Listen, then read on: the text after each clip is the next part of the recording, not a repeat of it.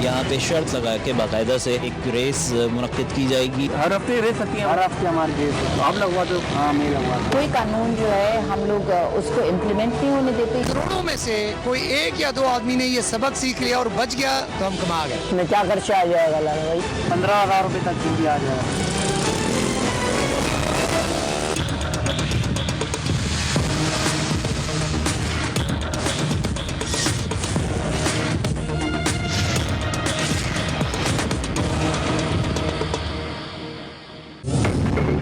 ज़रूरियात ज़िंदगी, इल्म और रोजगार के हुसूल के लिए अवाम हर रोज सफर के मराहिल तय करते हैं। सफर के लिए सवारियों का एहतमाम मुसाफिरों के हस्बे हाल होता है। जैसा स्टेटस ऐसी ही सवारी।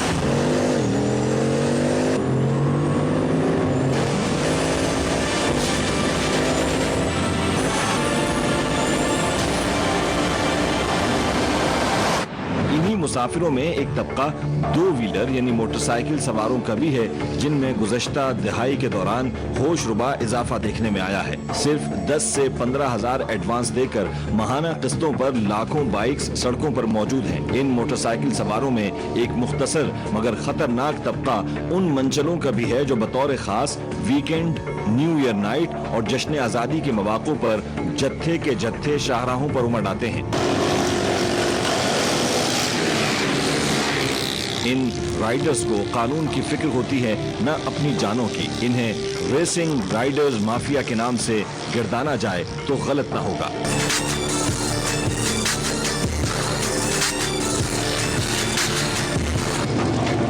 रेसिंग राइडर्स माफिया के दरमियान ये बात मारूफ है कि उनकी जिंदगी 160 की रफ्तार के बाद शुरू होती है। इसके बाद उनको इससे कोई सरोकार नहीं कि कानून टूटे या किसी का सर फूटे। खुद साख्ता दादो तहसीन के नफ्सियाती आर्जे में मुब्तला रेसिंग राइडर्स के बाकायदा मुनज़्ज़म गिरोह बन चुके हैं। इनके रेसिंग ट्रैक्स हैं और रेसिंग के बाकायदा शेड्यूल्स होते हैं। लाखों के इनामात का सिलसिला है। और तो और आम मोटरसाइकिलों को ऑल्टर करके रेसिंग बाइक्स में तब्दील करने की एक मख्फी या नजर न आने वाली स्मॉल इंडस्ट्री मौजूद है।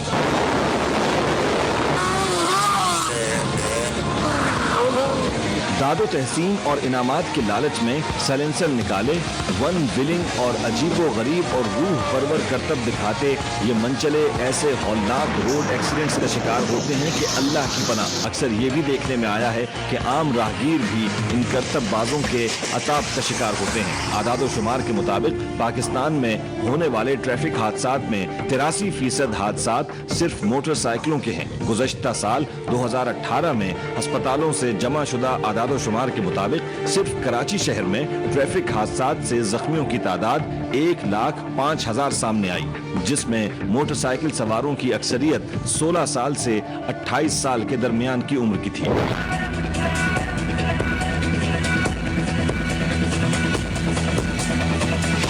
हवा पर सवार करतब दिखाते जान से हाथ धो बैठने वाले मनचले अपने पीछे वालिदैन की जिंदा लाशें छोड़ जाते हैं, जो ना करदा गुनाहों और अपने सरपरस्ती की जिम्मेदारी सही तौर पर अदा न करने की सजा भुगतते हैं। एक एक लम्हा सिसकते गुजरता है। हर आहट पर दरो दीवार तकते हैं कि कब उनका प्यारा वापस घर लौट आए। खाना खाने के लिए मैंने उनको पैसे भी दिए, तो रात ज़्यादा हो गई थी। मैंने उनसे कहा था कि आप ज़रा जल्दी आना, वरना वालिद जो है शोर करेंगे। लेकिन मैं भी सो गया, हमें पता नहीं था कि इतनी लेट आएंगे। तो हमें सुबह फजर के टाइम पता लगा कि मेरे भाई का इंतकाल हो गया, इनका एक्सीडेंट हुआ। वो असल में मैकेनिक के चक्कर में, दूसरे दोस्तों के चक्करों में ये सामान लगा दिया। वो फलाना दोस्त है, उसकी गाड़ी को पीछे छोड़ना है, उसके ऊपर इतना खर्चा आएगा। मैकेनिक अपनी रोज़ी कमाते हैं और नौजवानों को भड़काते हैं। इसमें सिर्फ लोगों को उसी टाइम पे तमाशा अच्छा लगता है।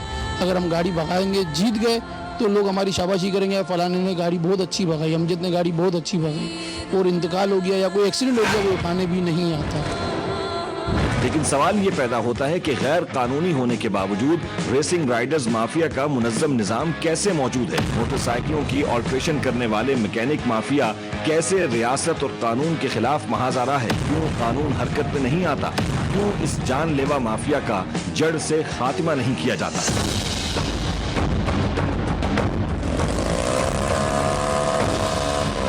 तीन गिरफ्त माजी में भी ट्रैफिक हादसात और मैकेनिक माफिया के खिलाफ कार्रवाइयां करके इन्हें बेनकाब करती रही है। आज की गिरफ्त एपिसोड का मकसद भी अरबाब इख्तियार को झंझोड़ने के साथ वालिदैन को उनकी जिम्मेदारी की तरफ तवज्जो दिलाना है। टीम गिरफ्त को बाइक ऑल्ट्रेशन माफिया और रेसिंग राइडर्स के खिलाफ कार्रवाई के हवाले से अक्सर शिकायत मौसूल होती रही हैं। इस सिलसिले में टीम ने स्पाई टीम को हरकत दी कि इस मसले पर पेशरफ्त करें। एक स्पाई नुमाइंदा रेसिंग राइडर्स तक रसाई हासिल करने में कामयाब हो गया। राइडर्स के दरमियान रहते हुए उसे ये इंकिशाफ हुआ कि गुलशन मेमार का रिहायशी लारा नामी एक मोटरसाइकिल मैकेनिक न सिर्फ आम मोटरसाइकिलों की ऑल्ट्रेशन करके उन्हें रेसिंग बाइक्स में तब्दील करता है, बल्कि हफ्तावार रेसिंग कराने का भी मरकजी किरदार है। 2 स्पाई नुमाइंदों को एक मोटरसाइकिल पर सवार किया गया, जबकि कुछ फासले पर टीम गिरफ्त भी उनके ताक़ुब में थी। गुलशन मेमार के इलाके में पहुंचकर स्पाई नुमाइंदे ने मैकेनिक लारा को फोन कॉल मिलाई।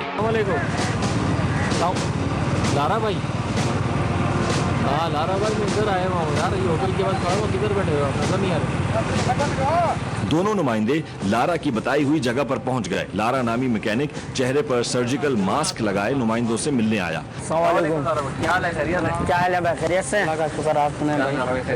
ये बात आमतौर पर देखने में आई है कि रेसिंग राइडर्स सीसीटीवी कैमरों से बचने के लिए दौरान रेसिंग चेहरों पर सर्जिकल मास्क पहनते हैं, लेकिन ये मैकेनिक कुछ ज्यादा ही मोहतात निकला। शायद वो अजनबियों से मुलाकात के दौरान भी मास्क लगाता था।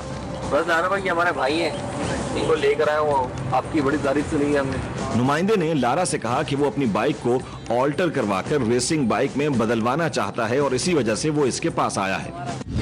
रेस के लिए बनानी है मुझे, इसका हेड सिलेंडर बनवाना है, सही है। और अपना हेड सिलेंडर में कौन सा पिस्टन डालोगे? मैक्स का इसमें पिस्टन डालेंगे। मैक्स का डालोगे, अच्छा। और चेन अपना 108 कड़ियों वाली चेन डालोगे। पहले हादसा होते हैं बड़ी गाड़ियों के, और अनफॉर्चुनेटली 2-2.5-3 साल से ये कन्वर्ट हो गया है हादसा मोटरसाइकिल की तरफ।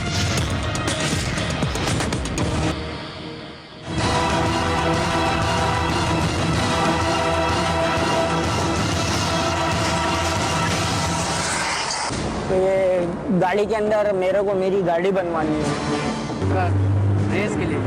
रेस के लिए बनानी है मुझे, इसका हेड सिलेंडर बनवाना है, सही है। और अपना हेड सिलेंडर में कौन सा पिस्टन डालोगे? इसमें मैक्स का इसमें पिस्टन डालेंगे। मैक्स का डालोगे। और वाल कौन से डालोगे? स्टील के, ओवर साइज के डालेंगे। ओवर साइज के ना, स्टील के मोटे वाले। और अपना इसका कार्बोरेटर डालोगे। कार्बोरेटर डालेंगे। कार्बोरेटर कौन सा डालोगे? 1-2 का या इसका डबल पंप का? 1-2 का ज़्यादा, डबल पंप का। डबल पंप वाला, अच्छा। डबल एक्सीलेटर वायर वाला ना। चेन स्पॉकेट कौन सा डालोगे? स्पॉकेट अल्ट्रा डालेंगे, 35-15 सीटिंग आती है, हाँ वो डालेंगे। अच्छा। और चेन अपना 108 कड़ियों वाली चेन डालोगे। तकरीबन इसमें क्या खर्चा आ जाएगा लाल भाई? इसमें खर्चा अभी ये भाई आपको लाएँ तो मुनासिब ब्याज से लेंगे, 15,000 रुपये तक छूट आ जाएगा मैक्स पे। कुछ ख्याल कर लो, कुछ कमो बेच कर लो यार। 13 दे देना। 10 कर लो, 10 तक कर लो, ताकि फिर इतने में सामान भी इसका आएगा। भाई पहली बार बनवा रहे हमसे भाई क्या। मैकेनिक लारा ने इस सारी फनकारी के 15,000 रुपए बताए। नुमाइंदे की बार्गेनिंग के बाद मामला 12,000 रुपए में तय पा गया। नुमाइंदे ने साथ ही साथ रेसिंग की मालूमात भी ले ली। लारा ने बिला झिझक बताया कि रेसिंग हर हफ्ते होती है और वही इसका मरकजी किरदार है। हर हफ्ते रेस होती है? हर हफ्ते हमारी रेस होती है। तो क्या आप लगवाते हो? हाँ मैं लगवाता हूँ। तो क्या विनिंग कंडीशन क्या है? क्या पैसे लगती है? नहीं, पैसे पे लगती है। पैसों पे लगती है? क्या पैसे? इससे यही लाख रुपए की रेस होती है। नाजरीन खुफिया रिकॉर्डिंग में सुन सकते हैं कि रेसिंग राइडर्स की दीवानगी की एक बड़ी वजह रेस जीतने वालों के लिए भारी रकम के इनामात हैं। मैकेनिक लारा का कहना था कि कम से कम इनाम 50,000 रुपए का है, जबकि बड़ा इनाम 1 लाख रुपए का होता है। जो सेकंड आता है सेकंड पाया था उसको 50,000 और जो विनिंग करता है उसको लाख रुपए तक होती है। गाड़ी मुझे ऐसी चाहिए जैसे बोलते हैं ना शूटर, शूटर गाड़ी चाहिए मेरे को, जो विलिंग भी करे और शूटिंग भी करे, दोनों काम करे। और फिर इंशाल्लाह फिर आपके रेस, आपके साथ ही ग्रुप में रेस लगाऊंगा, बस फर्स्ट आनी चाहिए गाड़ी लाला भाई। नुमाइंदे ने रेसिंग में हिस्सा लेने की ख्वाहिश जाहिर की तो लारा नामी मैकेनिक ने उसे बताया कि 3 से 4 दिन गाड़ी को बनने में लगेंगे, 3-4 दिन गाड़ी को रवा होने में लगेंगे, इसके बाद भले रेस के लिए आ जाना। और कितने दिन में तैयार होगी गाड़ी? ये भाई 2 दिन में गाड़ी तैयार होगी और इसको 3 से 4 दिन रवा करना पड़ता है। रवा करना होगा। नुमाइंदों ने अपनी मोटरसाइकिल दिखाई। लारा ने मोटरसाइकिल को देखकर दावा किया कि ये 70 सीसी मोटरसाइकिल ऐसी ऑल्टर करेगा कि 125 को पीछे छोड़ देगी। हाँ भाई, अभी ये बिल्कुल जेन्युइन पर है, नट टू नट गाड़ी ना। हाँ, अभी इसको आप बना के दोगे बिल्कुल रॉकेट की तरह ना। इंशाल्लाह वो हो जाएगी। हाँ ठीक है, हो जाएगा। नया मॉडल है तो वैसे कड़क हो जाएगा। उस्ताद फिर इसका कल मैं आपको दे देता हूँ ये गाड़ी, सही है ना। बाकी फिर इसको रवा करके आपके पास ले आऊँगा, तो फिर आप रेस में इसको निकालना ज़रा। रवा करके फिर एक आपको ट्राई भी लगवा देंगे। हाँ 125 से फिर आप खुद ही समझ जाएंगे कि कितना सही। फर्क आया है। ठीक, समझ लो फिर 1-2 की टक्कर पे भागेगी, 1-2 को भी पीछे फेंकेगी। टक्कर पे नहीं, 1-2 को पीछे फेंक के जाएगी। बस सही है, बस 1-2 को पीछे फेंक के जाएगी, पीछे फेंक के जाएगी। यानी आप ऐसे ही बना दो। हाँ, ऐसे ही बना देंगे। चलो फिर होता है इंशाल्लाह, कल आता फिर, ठीक है ना। चलो ओके सर। टीम गिरफ्त इस फैसले पर पहुंच चुकी थी कि बाइक ऑल्टर कराने का अमल बेनकाब करने के लिए मैकेनिक लारा से बाइक ऑल्टर करवाना ही होगी, जबकि अब एक और कामयाबी भी नजर आ रही थी कि रेसिंग राइडर माफिया और उनकी रेस तक रसाई के लिए भी मैकेनिक लारा एक अहम कड़ी थी। लिहाजा अगले रोज मैकेनिक से मोटरसाइकिल ऑल्टर कराने का फैसला कर लिया गया। टीम गिरफ्त के एक और स्पाई नुमाइंदे ने एक ऐसे मैकेनिक को ढूंढ निकाला जो रेसिंग माफिया के लिए बाइक्स को ऑल्टर करता था। पूरी गाड़ी सही है, गाड़ी से लेकर इंजन तक पूरी गाड़ी चमकेगी भी, चलने में भी पागल हो गया। अब ये बताओ गाड़ी हाँ मतलब मार ना जाए, ये देखो मेरी बात सुन लो, चलाने वाले के ऊपर बात होती है। ये गाड़ी का तुम्हारा रिजल्ट उतार देंगे फुल अल्टर गाड़ी से। जेट गाड़ी जो होगी ना, हाँ सही, या तो सीधी से उतार लेना। कार्बोरेटर 125 का लगेगा, कार्बोरेटर 125 का। सिलेंडर इसमें चिंची वाला लगेगा, ठीक है, बड़ा पिस्टन के साथ। सही है, चैन स्प्रोकेट अल्टर लगेगा, सही है। 15 का। हाँ सही है, क्लच प्लेटें कैसी हैं और चेक करने पड़ेंगे। इंजन पे आप 8,000 रुपये रख लो, 8,000 रुपये। इसमें वेट डलेगा पूरा मुकम्मल, 4,000 रुपये का वेट आएगा। 6,000 रुपये इसके रख लो बाटी के। 6 और 8 12 14, 6 और 8 14। इंजन की गारंटी होगी, 125 के साथ मिला लो, लगेगी इंशाल्लाह। अब माल डलेगा तो कैसे नहीं जाएगा। मोटरसाइकिल पे बैठे तो अपनी कमीज को और अपनी चादर को प्रॉपर समेट के बैठे।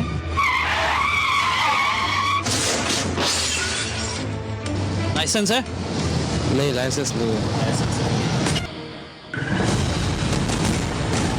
दूसरे दिन नुमाइंदे मोटरसाइकिल पर सवार होकर एक मर्तबा फिर मैकेनिक लारा के पास पहुंच गए। सारा भाई ये बाइक लेकर आया था क्यों? हाँ, वो कल जो दिखाई थी। हाँ, वही वाली बाइक है। ये कि इसको बस तैयार करनी है आप? हाँ, बस हो जाएगी इंशाल्लाह। भाई देख ले, आपको जैसा बोला था ना भाई, इससे बिल्कुल रॉकेट। हाँ, रॉकेट। बाकी हेड, सिलेंडर, कार्बोरेटर और स्पॉकेट वगैरह सब वो तो हो जाएगा, आप बेफिक्र हो जाएगा। लारा ने एक मर्तबा फिर अपना दावा दोहराया कि वो इस 70 सीसी मोटरसाइकिल को रॉकेट बना देगा। नुमाइंदे ने मैकेनिक लारा को ऑल्ट्रेशन के 3,000 एडवांस दिए और डिलीवरी के लिए 3 दिन के बाद का वक्त तय पाया। हाँ, एडवांस वगैरह तो दे जाओ, सामान वगैरह देंगे।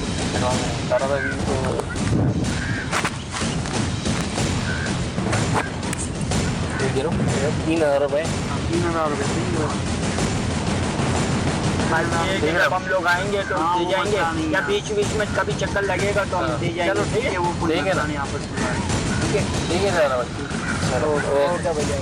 नुमाइंदे मोटरसाइकिल देकर वापस आ गए। मैकेनिक लारा के बताने के मुताबिक 1 हफ्ते बाद रेसिंग राइडर्स माफिया की रेस भी होना थी। लिहाजा मोटरसाइकिल लेने और फिर गैर कानूनी रेसिंग ट्रैक्स और रेसिंग राइडर्स माफिया को बेनकाब करने के लिए 1 हफ्ता इंतजार करना जरूरी था। नाजरीन, ऑल्ट्रेशन की हुई मोटरसाइकिल और रेसिंग राइडर्स माफिया की तूफानी और खूनी रेस की हौलनाक कार्रवाई तो हम प्रोग्राम के इख्तिताम पर आपको दिखाएंगे, लेकिन इस वक्त आपको लिए चलते हैं Sindh police accident and research centre के इंचार्ज इंस्पेक्टर अली सुहाग के पास, जो मोटरसाइकिलों के हवाले से होशरुबा इंकिशाफात पेश करते नजर आए।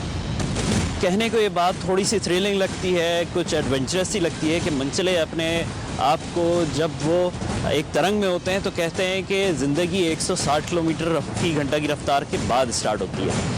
लेकिन ये 160 किलोमीटर फी घंटा की रफ्तार के बाद जो ज़िंदगी स्टार्ट होती है, उसकी कीमत रोज़ाना कराची में 290 ऐसे हादसा होते हैं जो रोड ट्रैफिक एक्सीडेंट के हादसा कहे जाते हैं, और ये टिप ऑफ द आइसबर्ग है। मतलब ये कि ये 5 से 6 सरकारी अस्पतालों या बड़े अस्पतालों की फिगर्स है। हमारे साथ हैं इस वक्त अली सुहाग साहब, इंस्पेक्टर हैं सिंध पुलिस में, इंचार्ज हैं एक्सीडेंट एनालिसिस सेंटर के। पहले हादसा होते हैं बड़ी गाड़ियों के, और अनफॉर्चुनेटली 2-2.5-3 साल से ये कन्वर्ट हो गया है हादसा मोटरसाइकिल की तरफ। और अगर 2 गाड़ियां लगती भी हैं तो वो लगती हैं किसी मोटरसाइकिल वाले को बचाते हुए या किसी मोटरसाइकिल की वजह से, ब्रेक लगाने की वजह से।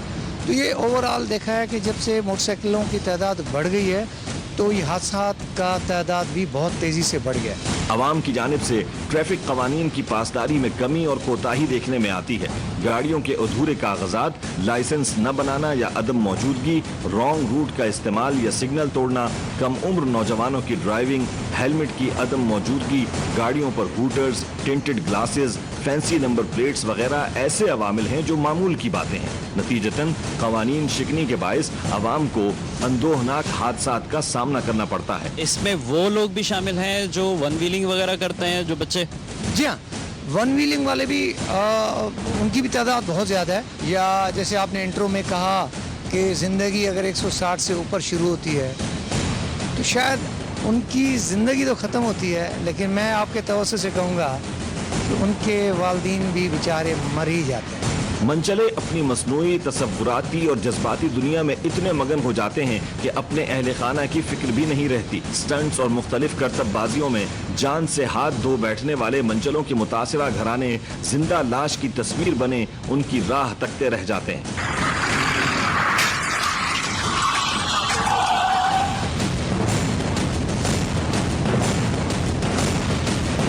लाइसेंस है? नहीं, लाइसेंस नहीं है।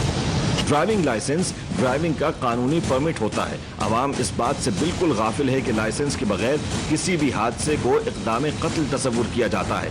अक्सर आवाम लाइसेंस के बगैर गाड़ियों को अंधाधुंध दौड़ा रहे हैं। लाइसेंस ना होने की सूरत हाल में अगर कोई शख्स हादसे का शिकार होता है या उसकी वजह से कोई हादसा होता है तो डायरेक्टली उसके ऊपर 302 का मुकदमा चलाया जा सकता है, और उसको 322 का, जिसकी ज़मानत नहीं हो सकती कि बगैर लाइसेंस के ड्राइव करना। अच्छा, आपके पास शनाख्ती कार्ड है, आपने लाइसेंस के लिए कभी अप्लाई किया? नहीं, अभी बनवाया शनाख्ती कार्ड भी। आप इतनी तेज़ रफ्तारी में कॉलेज की? नहीं, देर हो गई थी, देर हो गई थी थोड़ी। आपको क्योंकि कॉलेज को देर हो गई है तो आप इसलिए तेज़ रफ्तारी में कॉलेज पहुंचेंगे। ये बेटा आपकी जान के लिए सबसे ज़्यादा खतरनाक हो सकता है। आप 5 मिनट पहले निकलें, अगर 5 मिनट कॉलेज देर से भी पहुंचेंगे कोई इशू नहीं है, आपकी जान ज़्यादा कीमती है। मैंने किसी दावत में पहुंचना है, मैंने किसी मीटिंग में पहुंचना है, मैं तो मोटरसाइकिल यूं चला के पहुंचता हूं। प्लीज़ ये यूं कहीं आपको ऊपर ना पहुंचा दे। अच्छा, ये मुख्तलिफ नौजवान थे जो मुख्तलिफ सिमतों में चले गए।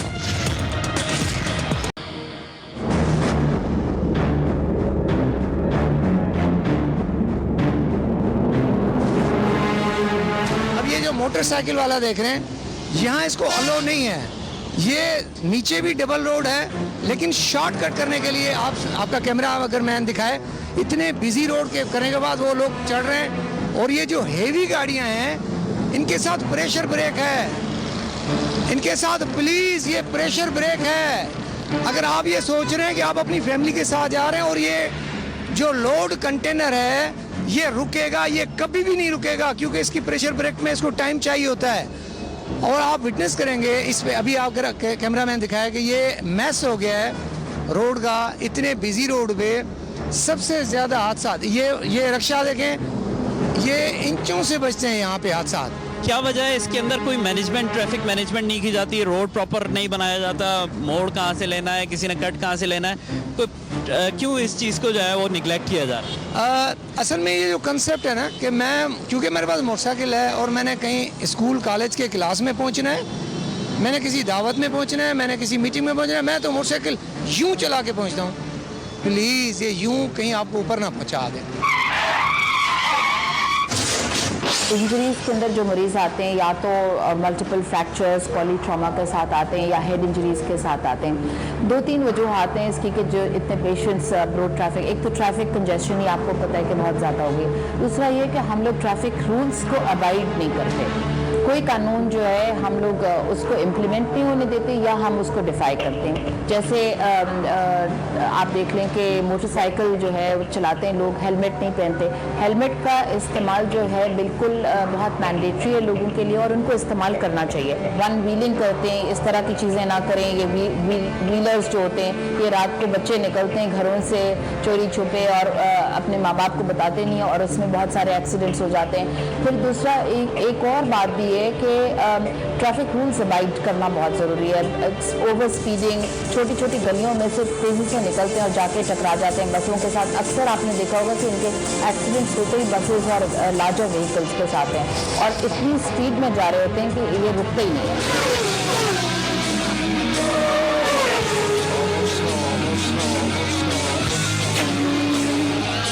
मेरी तमाम बहनों अम्माओं से ये रिक्वेस्ट है कि जब आप मोटरसाइकिल पे बैठें तो अपनी कमीज़ को और अपनी चादर को प्रॉपर समेट के बैठें, क्योंकि जैसे ही ये चादर अगर व्हील में आई तो ये आपको गिरा सकती है और आपकी ये जानलेवा भी हो सकती है।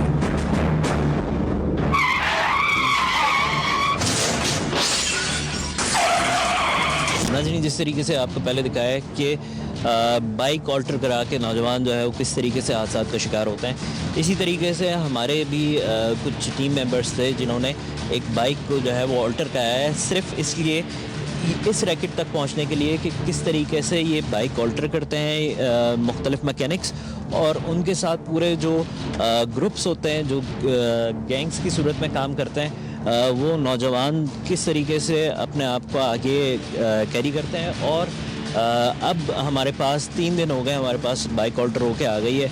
अब वही मैकेनिक जिसने बाइक ऑल्टर करके दी थी उसने एक जगह पे हमें बुलाया है और यहाँ पे उसका ये प्लान है कि यहाँ पे बहुत सारे बाइक सवार आएंगे और यहाँ पे शर्त लगा के बाकायदा से एक रेस मुनक्किद की जाएगी जो कि इलीगल होगी। इसके अंदर हम शामिल नहीं होंगे क्योंकि हमने आपको सिर्फ ये एक्सपोज करके दिखाना था चीज़ों को कि किस तरीके से ये सारे लोग ऑपरेट करते हैं, किस तरीके से काम करते हैं, ये मैकेनिक्स किस लेवल पे इन्वॉल्व होते हैं, ये लड़के जो नौजवान हैं ये किस लेवल पे इन्वॉल्व होते हैं और फिर उसके बाद जो है वो हादसात का शिकार होते हैं। बेसिकली हमारा मकसद यहाँ पे ये है कि इन हादसात से जो है वो लोगों को रोका जा सके। वक्त मुकर्ररा पर मैकेनिक लारा भी वहां पहुंच गया और वक्फे से मोटरसाइकिल सवार मंचले भी वहां आकर जमा होना शुरू हो गए। तमाम राइडर्स एक दूसरे से वाकिफ थे और सभी ने अपनी मोटरसाइकिलें ऑल्टर करवाई हुई थी। शहर के बीचों बीच भी इस तरीके की रेसिंग की जाती है जो डेथ रेस कहलाती है और डेथ रेस के अंदर अब ये एक ट्रेंड निकला है कि नौजवान एक दूसरे को बाइक्स पे से धक्का दे देते हैं और इसी कंडीशन में वो लोग जहाँ भाग भी हुए हैं बच्चे। डेथ रेस की सूरत में होता यह है कि नौजवान एक दूसरे को उन बाइक्स पे से जो है वो धक्का भी दे देते हैं और एक दूसरे को हादसे का शिकार भी करते हैं। तो अब ये लेवल आ चुका है, विद इन द सिटी ये सारी चीज़ें हो रही हैं और इसके ऊपर कोई अथॉरिटीज़ की तरफ से ख़ास कार्रवाई अमल में नहीं लाई जा रही है। ख़ास तौर पे वालिदैन का किरदार यहाँ पे बहुत अहम है। वालिदैन को इस पछतावे से बचने के लिए कि उनका बच्चा ज़िंदगी से चला जाएगा, उसके ऊपर थोड़ी सी सख्ती करनी लाजमी है, ज़रूरी है ताकि इन चीज़ों से बचा जा सके। चलो चलो चलो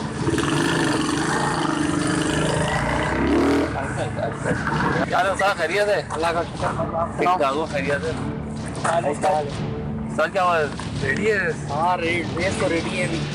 हाँ रेस रेडी है।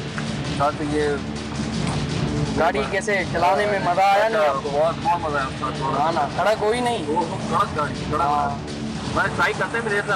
हाँ रेस अभी रेस है, फिर आपकी गाड़ी की छोड़ते हैं, ट्राई करते हैं, आपको खुद ही रिजल्ट पता चल जाएगा। फिर आ जाओ सिकंदर, यहाँ से लगेगी, ये आप हमारा ही पट्टा है, यहाँ से सामने देख रहे हो आप? हाँ, वहाँ तक रेस लगेगी, यहाँ से सीधा। हाँ आपकी गाड़ी भी इसमें छोड़ देंगे, आपको पता चल जाएगा, रिजल्ट आपके सामने आ जाएगा।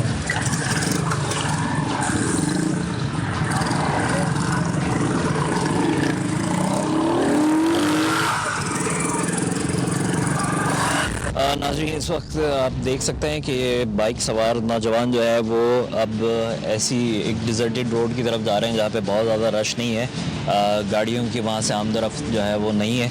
ऐसी जगह इंतखाब की जाती है ऐसी किसी रेस के लिए जो कि गैर कानूनी होती है। और मैं ये समझता हूँ यहाँ पे कि ज़रूरत इस बात की है कि जो हुकूमती इदारे हैं वो भी ऐसी नौजवानों को, क्योंकि उनको एक सही रास्ता नहीं मिल रहा होता कि वो किस तरीके से अपने आप को यूटिलाइज़ करें, तो हुकूमती इदारों का ये काम है कि वो स्पोर्ट्स एक्टिविटीज़ में जो इनका नौजवानों का जिस चीज़ के ऊपर रुझान है उस चीज़ की तरफ लेकर जाएं उनको। अगर बाइक्स के ऊपर उनका ज़्यादा जो है रुझान है कि वो बाइक्स राइडिंग के ऊपर जो है वो जाना चाहते हैं, तो ऐसी सूरत में ड्रैग रेसिंग है या एक्सट्रीम स्पोर्ट्स है, ये सारी चीज़ें होती हैं जो नौजवानों को एक हेल्दी एक्टिविटी की तरफ लेकर जाती हैं। इल्ला ये कि जो है उनको इलीगल बाइक रेसिंग की तरफ लगाया जाए और उनके ऊपर ऐसी पाबंदियां जो है वो लगा दी जाएं कि वो कोई हेल्दी एक्टिविटी ना कर पाए। मैकेनिक लारा ने राइडर्स को एक सीधी लाइन में खड़ा किया और फिर रेस शुरू हो गई। तमाम राइडर्स की मोटरसाइकिलें हवा से बातें कर रही थीं। ग्रिफ्ट स्पाई नुमाइंदे भी इनके दरमियान मोटरसाइकिल दौड़ाने में मसरूफ थे। कुछ फासला तय करने के बाद तेज रफ्तार मनचले मस्ती में आ गए और करतब दिखाने शुरू कर दिए। अब न तो इनके पैर ब्रेक पर थे और न गियर पर, इनका सारा इन्हिसार एक्सीलेटर और हैंड ब्रेक पर था। यकीनन सामने से होने वाली किसी भी गैर मुतवक्के सूरत हाल में ये राइडर्स न तो खुद पर काबू पाने की पोजीशन में थे और न ही तूफानी मोटरसाइकिलों पर। रेस का एक राउंड पूरा करके आ चुके हैं, अब दोबारा से मेरे ख्याल से ये जाएंगे रेस के लिए।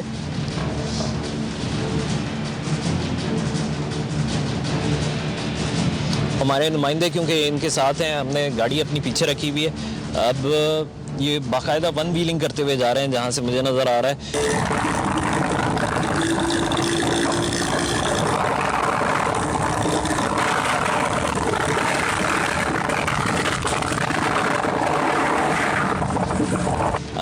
इलीगल बाइक रेसिंग पूरे दुनिया का एक फिनोमेना है कि नौजवान इस तरीके की एक्टिविटीज़ में शामिल होते हैं, लेकिन ये एक गलत रास्ता है। यार उस्ताद बहुत आला यार, क्या बाइक बनाई है यार, बहुत आला। खुदा खुदा करके रेस अपने इख्तिताम पर पहुंची और सारे मनचले एक जगह खड़े होकर अगली रेस के बारे में बातें करने लगे। ये बेहतरीन वक्त था जब इन मंचलों पर कार्रवाई की जा सकती थी। स्पाई नुमाइंदे ने गिरफ्त टीम को इस जानिब आने का इंदिया दिया। नाज़रीन, ये नौजवान अब रेस करके वापस आ चुके हैं। अब हम इनसे जाते हैं, बात करते हैं, पूछते हैं कि ये क्यों इस तरीके से रेसिंग करते हैं। बस राइडर्स ने टीम गिरफ्त को अपनी जानिब आते देखा तो आनन फानन बाइक स्टार्ट की और वहां से रफू चक्कर हो गए। अच्छा, ये मुख्तलिफ नौजवान थे जो मुख्तलिफ सिमतों में चले गए, हमें कंफ्यूज करने के लिए भी कि इनको जो है एक तरफ में एक सिमत में जाके हम जो है ना पकड़ सकें। एक नौजवान इस तरफ गया, दो नौजवान अपना मौका देख के इस तरफ निकल गए।